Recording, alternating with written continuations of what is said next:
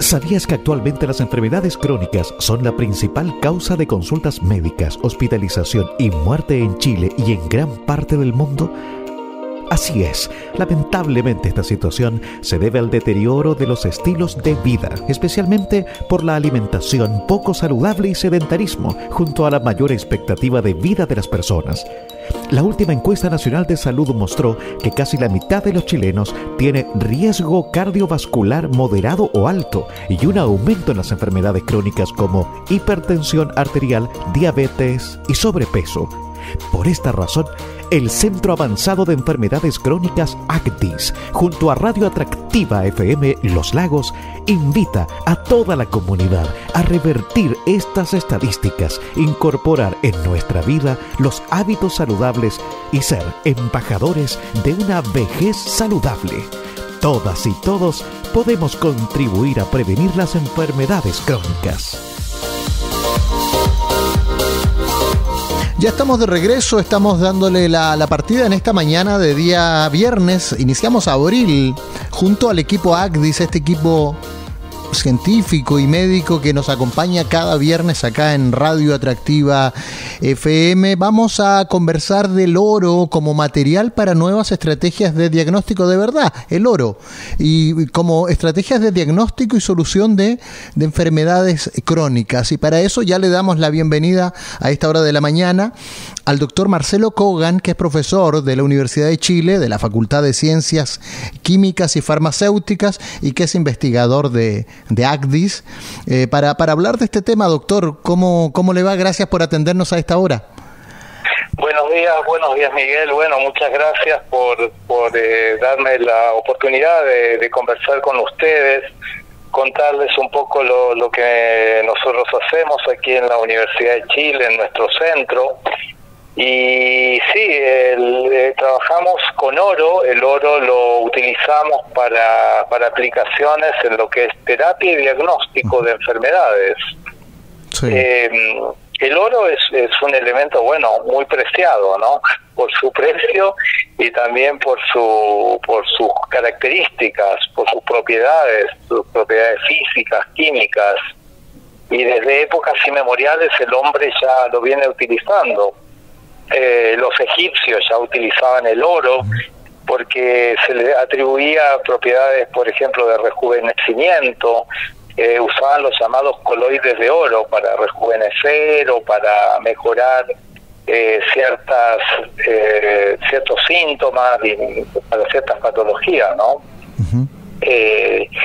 Y bueno, por eso, estas propiedades, que se vienen estudiando desde hace varios años, ¿no? Desde épocas históricas. Es ahora que con el advenimiento de la ciencia y todos los conocimientos que tenemos y las maneras de poder estudiar mejor las propiedades, podemos aplicarlo de manera más racional al uso de terapias y diagnóstico de enfermedades. Exacto, porque finalmente, doctor, uno tendería a pensar de que claro, o sea, el oro por ningún caso, porque es un metal y obviamente si va al torrente sanguíneo, en fin, puede provocar mal utilizado, digo yo. Obviamente ustedes son expertos y aquí estamos hablando de ciencia. Yo revisaba allí justamente esta prestigiosa revista internacional que publicó este artículo en el cual ustedes han estado, que está basado justamente en la experiencia de investigadores como ustedes, donde se habla desde la preparación de los materiales hasta sus aplicaciones actuales en pacientes. La pregunta, don Marcelo Kogan, es ¿por qué se utiliza oro y no otro metal para estas aplicaciones? Por ejemplo, enfermedades crónicas como las del sistema nervioso, ¿cierto? Claro, sí, tal como te decía recién, el oro tiene propiedades especiales. ¿A qué me refiero con esas propiedades especiales? Bueno, por un lado, es un metal noble, como todos lo conocemos. Ese metal, al estar en forma de nanopartículas, o sea, al estar, imagínate un grupo pequeño de átomos, que van desde los 50 átomos hasta los 1000 átomos, 10.000 átomos, tiene una propiedad que tiene la potencialidad de interactuar con la luz. ¿Qué significa eso? Que la luz llega, impacta la superficie de la partícula, del oro, y los electrones que encontramos en esa superficie pueden interactuar con la luz y absorber de manera muy eficiente esa energía. Esa energía la pueden absorber y la pueden disipar como calor. Ese calor lo podemos usar para destruir células tumorales, por ejemplo, o para destruir especies tóxicas que se puedan encontrar en el sistema nervioso, como el caso, por ejemplo, del Alzheimer. Sí. Otros metales también, como el cobre, por ejemplo, tienen este tipo de propiedades. Pero el oro es el más eficiente, por lo que le escucho. Claro, el oro tiene la posibilidad, es más eficiente, ¿sí?, en absorber esta energía, en disiparla como calor, y además tiene la propiedad de que es menos tóxico, presenta menos efectos adversos que, por ejemplo, otro metal como el cobre. ¿Y todos los metales nos sirven para este fin, doctor? ¿Todos los metales?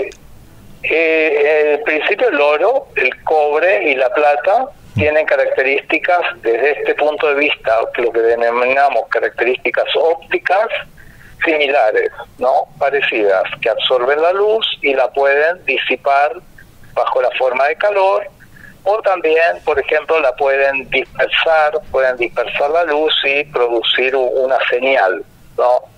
Entonces esa señal nosotros la podemos detectar. Esto nos confiere entonces la propiedad de utilizar al oro como una herramienta para detección y para tratamiento. Sí.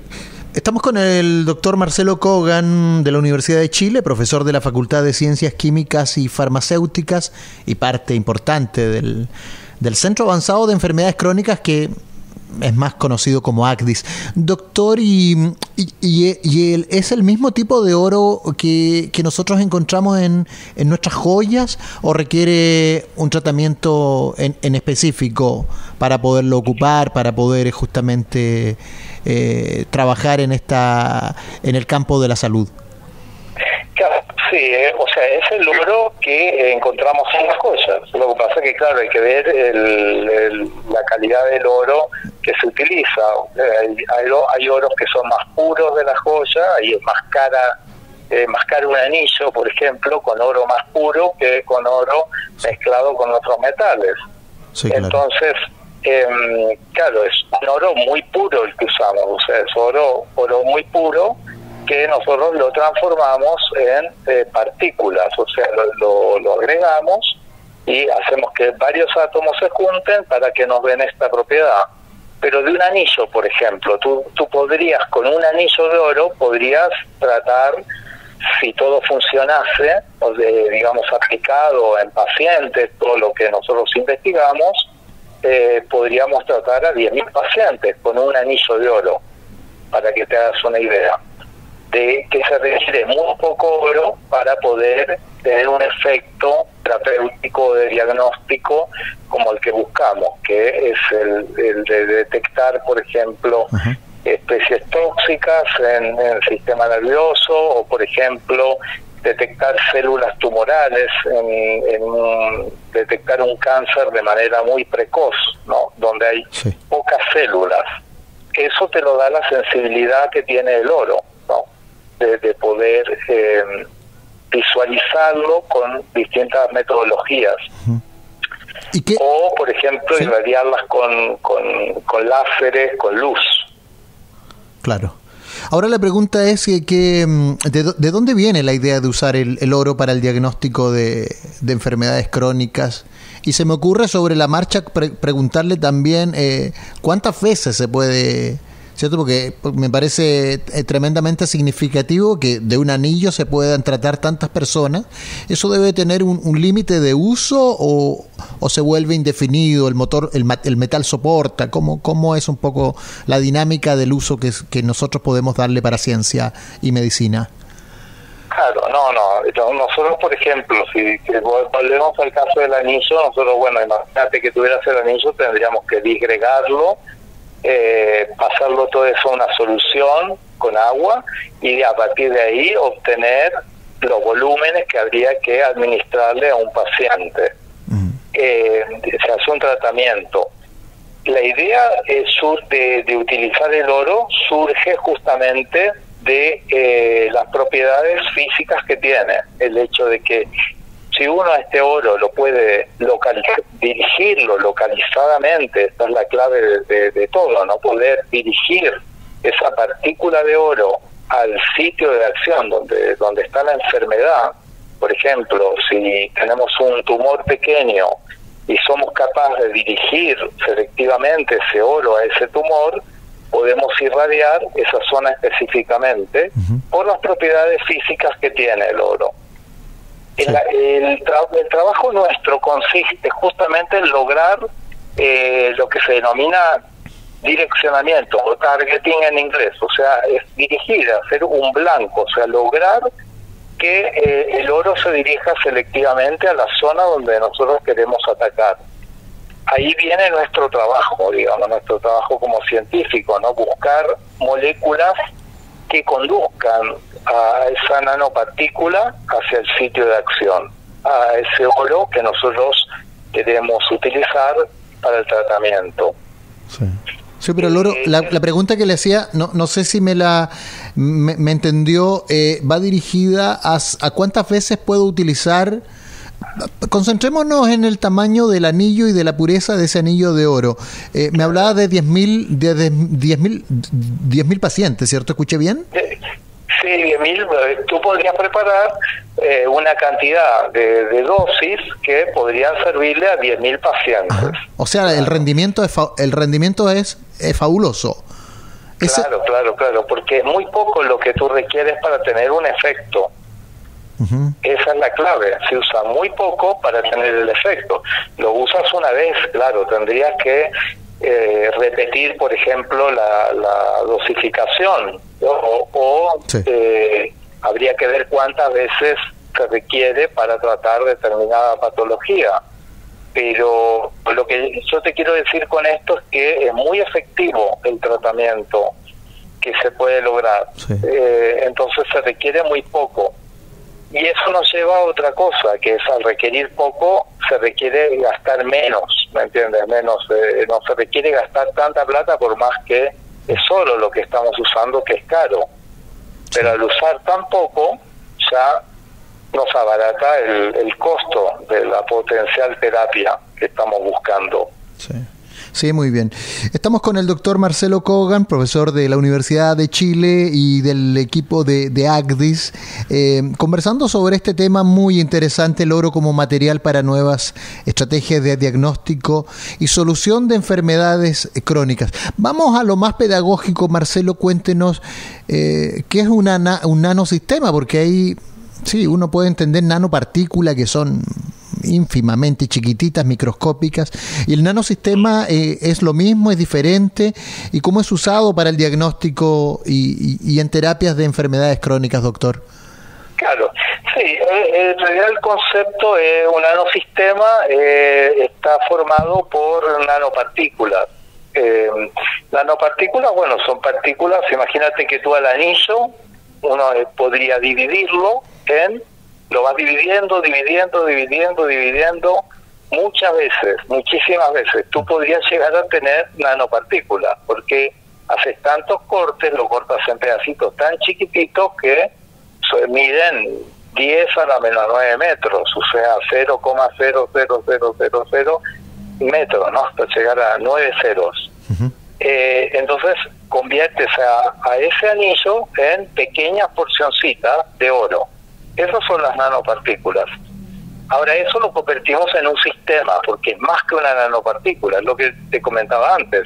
Lo recubrimos con moléculas que nos permiten direccionar hacia el blanco que nosotros queremos dirigirlas. Y eso ya lo convierte en un nanosistema, o sea, sería una partícula, una nanopartícula, que la recubrimos con algunas moléculas. Y ahí la transformamos ya en algo más complejo, una nanopartícula, un nanosistema, que puede responder ante los estímulos externos que le damos, por ejemplo la luz, o por ejemplo colocar a ese paciente en un tomógrafo, en un escáner. Entonces el oro genera un contraste también frente a los rayos X, que nos genera una mancha, si es que se acumula en alguna zona porque hay un tumor, por ejemplo. De esa manera nosotros usamos el nanosistema para la detección y el tratamiento.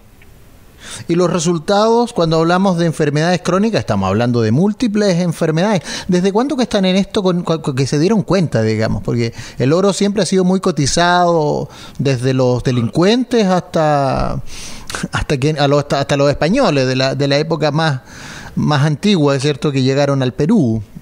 Imagínense que podríamos sanar a todo el mundo con el oro que había en el Cusco, pero la pregunta es, ¿ustedes desde cuándo retoman un poco esto para desmitificar también el oro como elemento solo de intercambio comercial o de riqueza?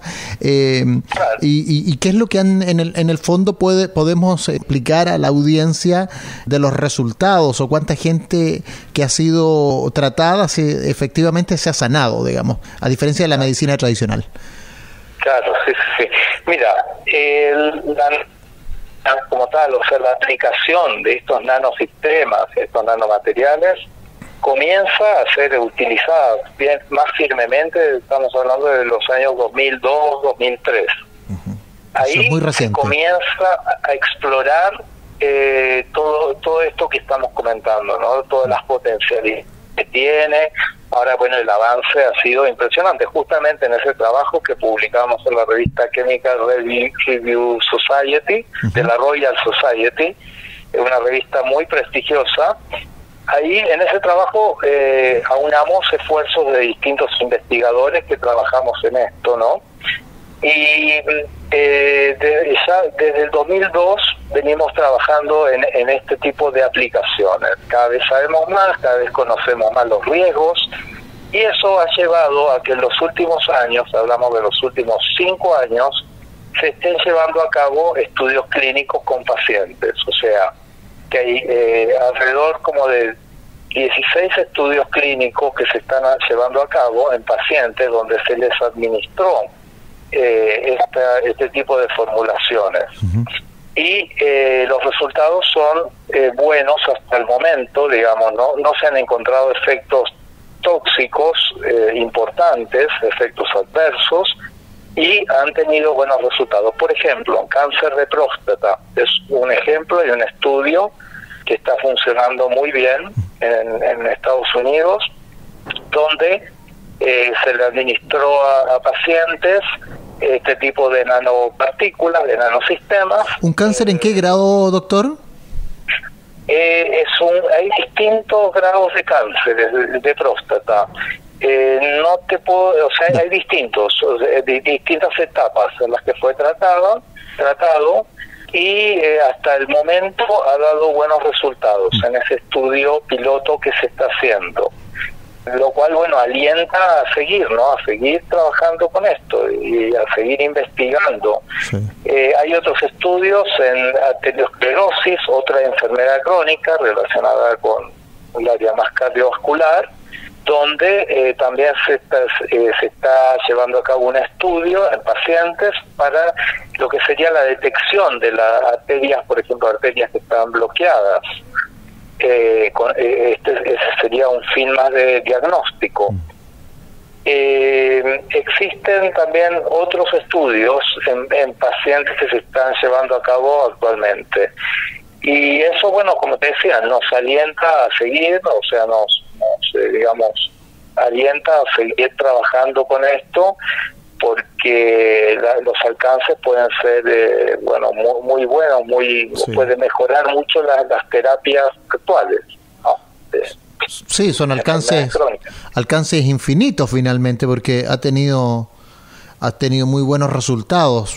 Y vamos a tener alguna posibilidad de que, porque esto desde la ciencia a la aplicación misma de la medicina como política pública, la verdad es que sería maravilloso. ¿Hay alguna idea de cuándo pudiese? Porque esto cambia todo, y me imagino que irán a ver también, habrá también ciencias de la aplicada que se va a ver afectado, porque cambia todo el modelo, digamos, y la aplicación de un producto que obviamente no está hoy día industrializado. Claro, absolutamente. Mira, periodo, nosotros actualmente, bueno, estamos haciendo, hay un estudio que también publicamos siempre en modelos animales todavía, no en humano, porque pasar a la etapa de modelo animal a pasar a humano es muy complejo. O sea, se requiere una gran inversión de recursos, porque involucra toda una logística, una infraestructura muy grande. Hay que asumir un montón de riesgos, hay que asegurarse de que no va a haber riesgos para esos pacientes que se les va a administrar. Por eso es muy difícil, y eso es lo que retrasa todos estos estudios. Es muy difícil determinar, ¿cierto?, el tiempo que pudiese demorarse. Exacto.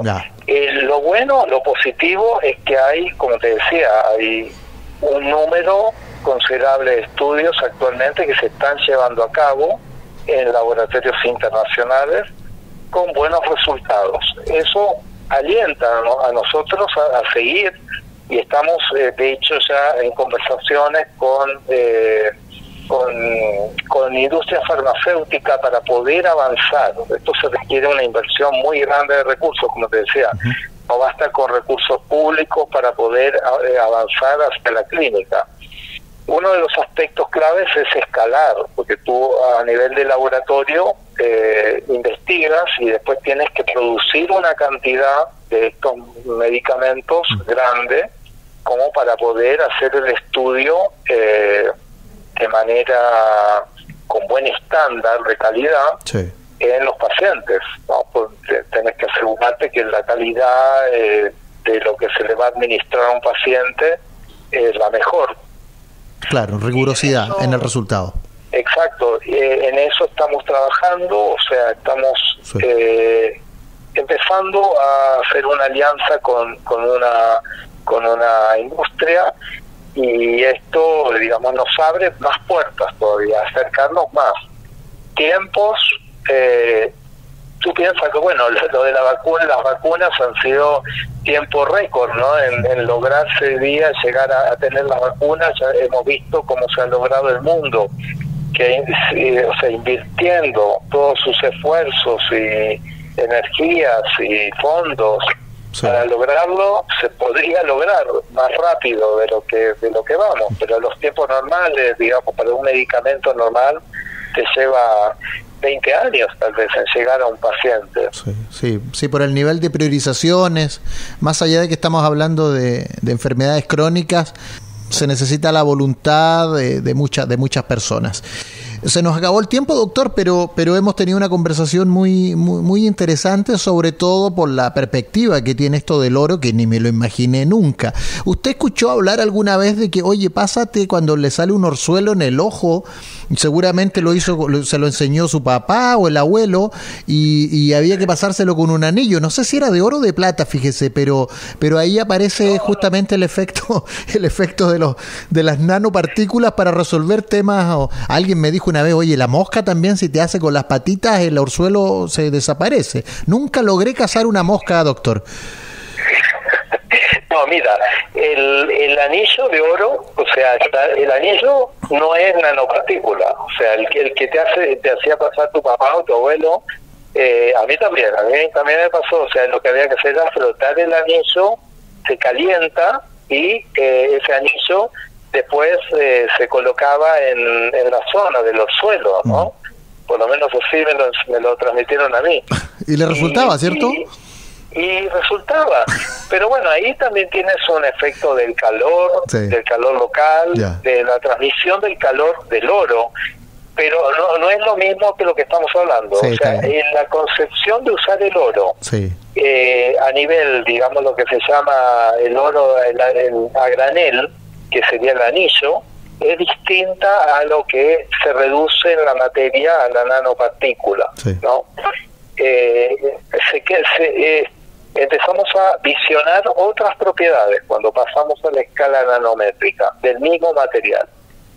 Eso es lo interesante, que los materiales a la escala nanométrica tienen propiedades diferentes, propiedades que se pueden aplicar de manera diferente. hemos estado conversando con el doctor Marcelo Kogan, que es profesor de la Facultad de Ciencias Químicas y Farmacéuticas de la Universidad de Chile e investigador principal del Centro Avanzado de Enfermedades Crónicas ACDIS. Por eso la invitación, como cada viernes, a que nos escuchen, a que nos sigan y poder abrir estos temas, hacerlos públicos. Gracias, doctor, por estar en contacto con la radio. Igualmente, gracias. Adiós. El Centro Avanzado de Enfermedades Crónicas ACDIS, junto a Radio Atractiva FM Los Lagos, invita a la comunidad a hacer pequeños cambios en sus hábitos y prevenir las enfermedades crónicas. Realiza mínimo 30 minutos de actividad física diaria. Limita las horas de televisión, computador o videojuegos. Evita fumar y consumir alcohol en exceso. Disminuye el consumo de alimentos altos en azúcares e hidrátate con suficiente agua. La prevención es la mejor forma de cuidar tu salud y la de tu familia.